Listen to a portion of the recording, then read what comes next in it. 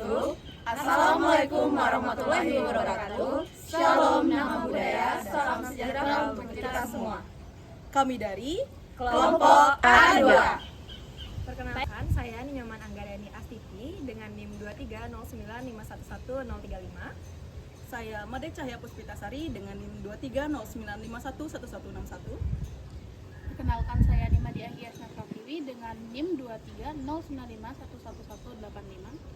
Perkenalkan, saya Anggun Asti Anggia dengan NIM 21095111029. Saya Nur Kaimatunisa dengan NIM 23095111005. Saya Mada Nadia Falimela Resati dengan NIM 23095111121. Perkenalkan, nama saya Igede Akadista Parandika dengan NIM 230951114. Halo semua, perkenalkan nama saya Ahmad Syarif Citra Mauladi dengan NIM 230951116. Perkenalkan, nama saya Kadai Romi Andika dengan NIM 23095111178. Baik, di sini kami akan mempresentasikan terkait dengan tugas PJBL mata kuliah parasitologi veteriner dengan genus Sternosepalides. Simak video selanjutnya ya.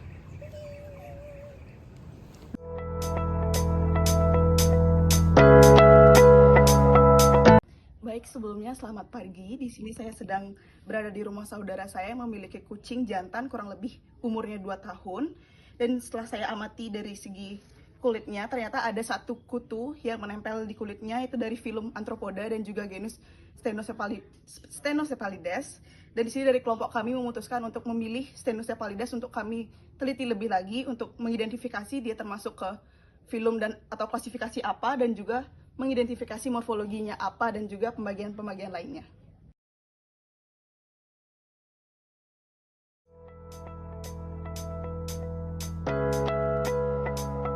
Alat dan bahan yang digunakan pada saat pengamatan, yang pertama ada mikroskop cahaya.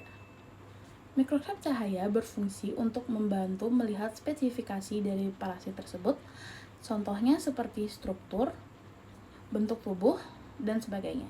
Yang kedua ada baby oil. Baby oil ditambahkan agar membantu cover glass melekat lebih kuat dengan objek glass. Yang ketiga ada objek glass.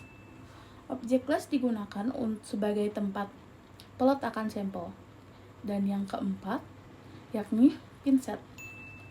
Pinset berfungsi sebagai alat untuk memindahkan sampel dari spesimen. Nah, selanjutnya adalah tahap pengamatan untuk melihat apakah benar sampel yang sudah diambil tadi merupakan genus Sternosepalides.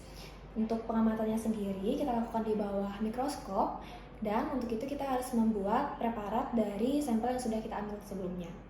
Tahapan yang pertama itu kita memerlukan baby oil, di mana baby oil ini akan diteteskan di atas objek glass.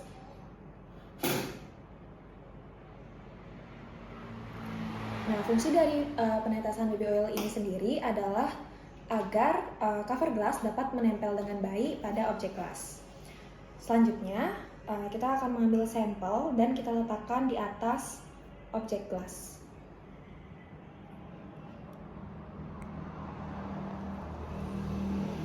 Selanjutnya, kita tutup dengan cover glass. Nah, setelah preparat dari sampel kita sudah selesai, sekarang kita dapat amati di bawah mikroskop.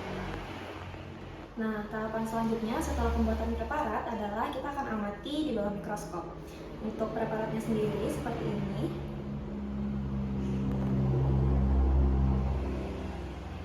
Nah, sekarang kita akan amati di bawah mikroskop.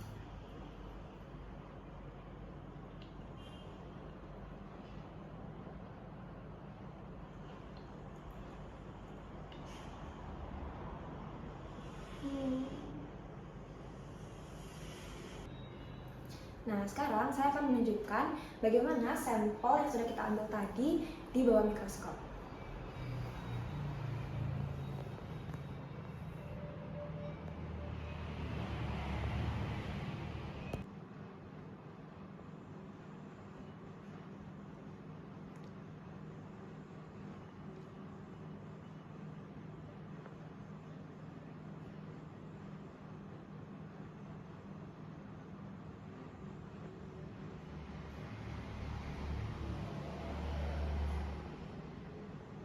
Klasifikasi dari Stenocephalides tergolong ke dalam Kingdom Animalia, phylum Arthropoda, ordo Siponaptera, famili Pulicidae, dan genus Stenocephalides.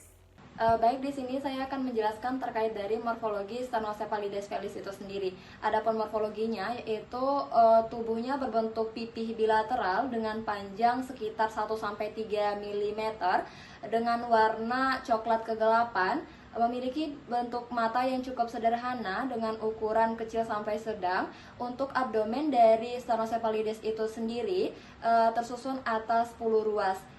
Dan Stenocephalides itu sendiri memiliki sisir yang berada pada bagian kepalanya. Untuk kaki dari Stenocephalides itu sendiri terdiri dari 6-7 ruas. Untuk selanjutnya akan dijelaskan oleh teman saya terkait dari morfologi dari telur Stenocephalides felis itu sendiri. Morfologi telur dari Stenocephalides felis. Yang pertama bisa kita lihat untuk bentuk telurnya sendiri itu oval yang memanjang dan bagian ujung-ujungnya itu membulat. Untuk ukurannya sendiri panjangnya bisa sekitar 0,5 mm dan lebarnya sekitar 0,2 mm, di mana ini hampir tidak terlihat dengan mata telanjang. Untuk warnanya sendiri transparan atau putih pucat, dan jika dilihat seperti butiran-butiran yang mengkilap pada bulu kucing. Untuk permukaannya halus dan licin, di mana membantu mencegah telur menempel pada bulu hewan inang dan jatuh ke lingkungan sekitar. Hal ini dirancang agar telur jatuh, misalnya ke tempat tidur, karpet, dan lainnya, di mana larva akan berkembang.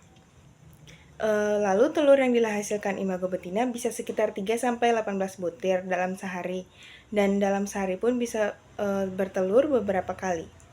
Baik, itu saja untuk morfologi telur dari Stenocephalides felis. Selanjutnya akan dilanjutkan oleh teman saya. Di sini saya akan menjelaskan mengenai tahap-tahap siklus hidup dari Stenocephalides felis. Siklus hidup itu ada 4 poin, yaitu dimulai dari telur, kemudian kedua larva, ketiga pupa, kemudian yang keempat yaitu dewasa. Dimulai dari yang pertama, telur, yaitu Stenocephalides felis.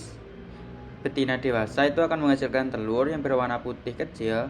Kemudian telur biasanya diletakkan di sekitar tempat tidur hewan, peliharaan, karpet, atau perabotan lainnya. Telur tidak menempel pada bulu hewan sehingga mudah rontok dan tersebar di lingkungan sekitarnya. Kemudian yang kedua yaitu larva. Telur akan menetas menjadi larva kecil berwarna putih.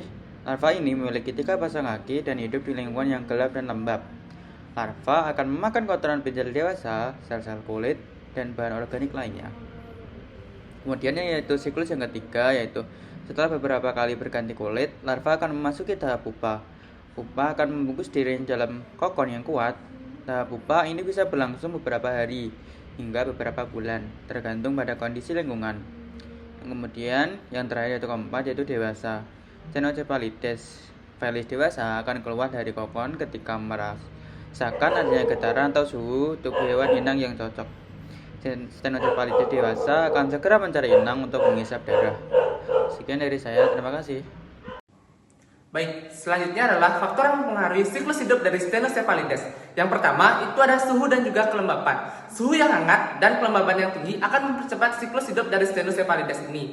Kemudian yang kedua, itu ada ketersediaan makanan. Ketersediaan darah dari hewan inang sangat penting bagi perkembangan Stenocephalides karena Stenocephalides merupakan parasit yang bergantung pada hewan inang untuk dapat dan tetap berkembang dan juga hidup. Kemudian lingkungan yang kotor dan tidak bersih akan menjadi tempat yang ideal bagi Stenocephalides untuk berkembang biak dan juga bertahan hidup. Sekian. Baik, kesimpulan dari pembahasan kelompok kami yaitu Stenocephalides atau yang sering disebut kutu. Kelompok kami mengambil contoh yaitu kutu pada kucing yang merupakan serangga kecil yang terkonveksi secara lateral dengan panjang 1-3 mm yang memiliki ciri khas yaitu memiliki warna kecoklatan, kaki yang kuat untuk melompat, dan mulut khusus untuk menghisap darah. Siklus hidup dari Stenocephalides ini adalah ada 4 tahap, yaitu pertama tahap telur, berkembang menjadi larva, dan berkembang lagi menjadi pupa dan dewasa. dengan total durasi 30-75 hari tergantung pada kondisi lingkungan, dan reproduksi dari Ctenosis pallidus ini yaitu optimal terjadi di lingkungan yang hangat dan lembab.